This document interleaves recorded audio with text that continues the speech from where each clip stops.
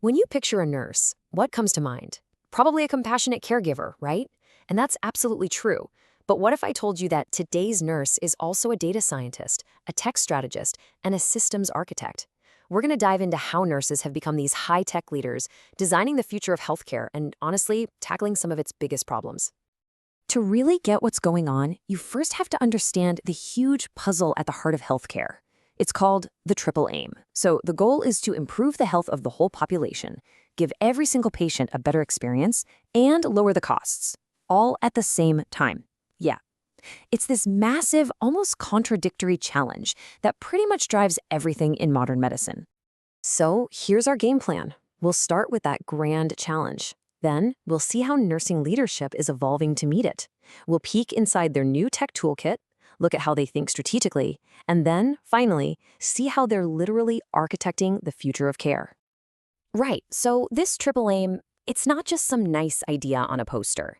It is the absolute bedrock of healthcare reform today. It's the mountain that every hospital, every policymaker, and every innovator is trying to climb. It dictates everything. Now, faced with this colossal challenge, the healthcare world basically had to ask, who can lead this charge? And they designated one profession to be the primary agent of change, the one to transform the entire U.S. healthcare system. And that profession is nursing. So, being named the official change agent means the expectations for nurses have completely shifted, especially for those with advanced degrees. It's this major evolution from being a really skilled practitioner to becoming a full-blown strategic leader. And you can see the difference right here. Look at the expectations for advanced practice nurses, or APNs. With a master's degree, the focus is on being proficient, being really good at using the technology you're given.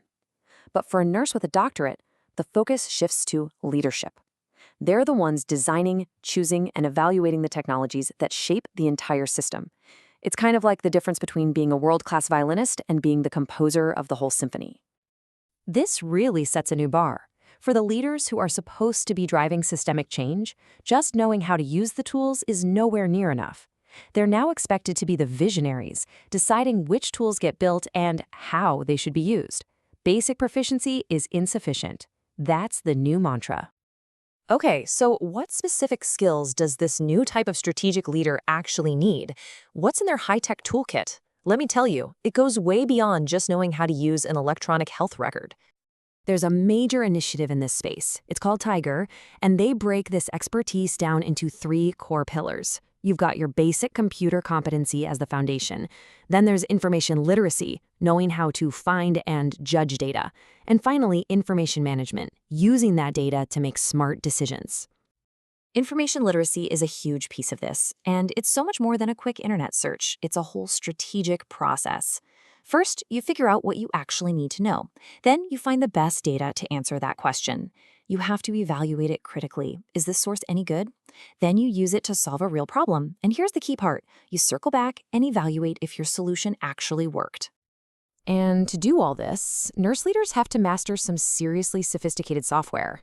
We're talking reference managers like Sotero to keep research organized, powerful quantitative tools like SPSS to find trends in the numbers, and even qualitative software like NVivo to analyze things like patient interviews and written feedback. This is heavy-duty stuff. But here's the thing, having all these high-tech skills isn't really the end goal. They're just the tools.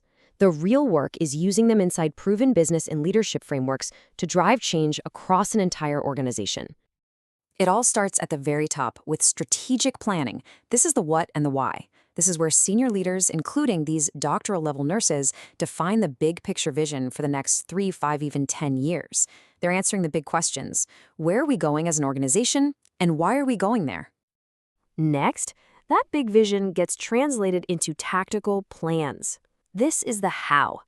So, for example, a huge strategic goal like improve patient safety might become a tactical plan to roll out a new medication barcoding system over the next 2 years. It's more concrete.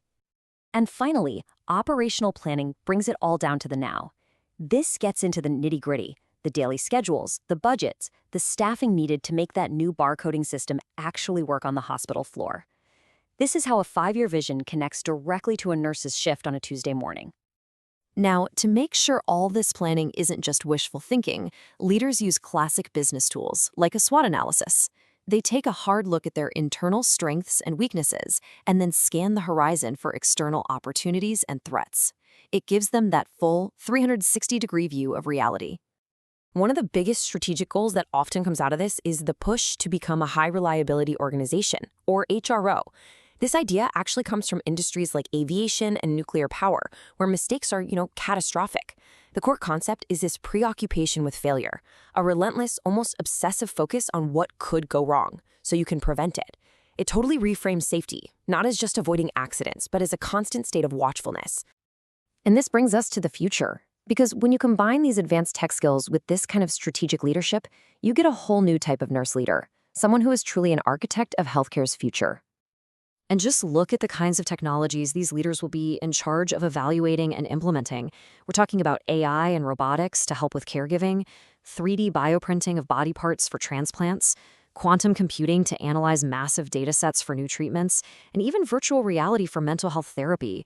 The nurse leader's job is to navigate this wild new world, making sure it's used ethically and effectively. So you can see this isn't a one-and-done kind of upgrade. The real goal for these leaders has to be lifelong learning.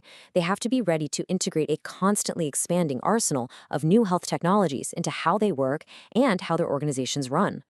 Ultimately, the modern advanced practice nurse isn't just a user of technology, they're an active participant, and more importantly, a leader who uses that technology to drive the fundamental transformation of healthcare itself. So, we'll leave you with this thought. The future of healthcare isn't just happening to us. It's being actively designed and built right now by this new generation of high-tech, strategic nurse leaders. So the question for you is, as they lead this tech revolution, what's the one change you hope they make?